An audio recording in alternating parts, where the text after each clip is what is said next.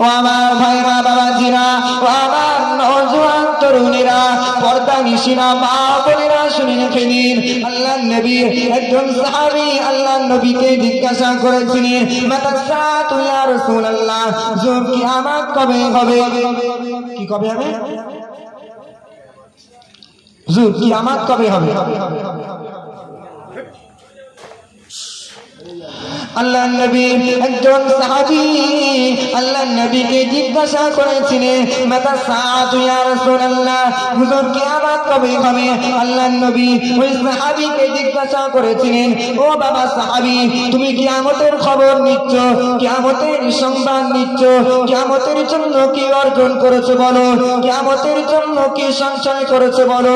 ওই সাহাবী আল্লাহর নবী দুনিয়ার বদরের দিকে চেয়ে বলেছিলেন, হুজুর ইয়া রাসূলুল্লাহ, ইয়া হাবিবাল্লাহ, হুজুর আমি কিয়ামতের জন্য কিছু সঞ্চয় করতে পারিনি, হুজুর আমি কিয়ামতের জন্য কিছু অর্জন করতে পারিনি, তবে আমি আল্লাহর রাসূলকে ভালোবেসেছি।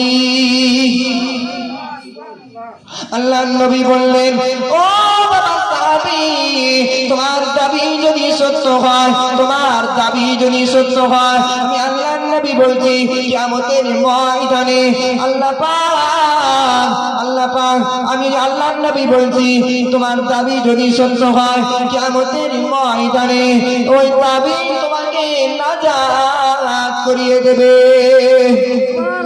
সুবহানাল্লাহ, সুবহানাল্লাহ। কথাটা বুঝবে।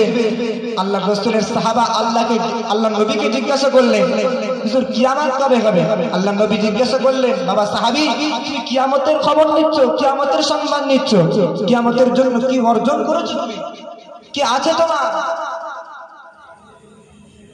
ওই সাহাবী আল্লাহ নবীর নূরের বদনের দিকে চেয়ে বলেছিলেন, ইয়া রাসূলুল্লাহ, ইয়া হাবিবাল্লাহ, হুজুর আমি কিয়ামতের জন্য কিছু সঞ্চয় করতে পারিনি, আমি কিয়ামতের জন্য কিছু অর্জন করতে পারিনি, তবে আমি আল্লাহর রাসূলকে ভালোবাসি।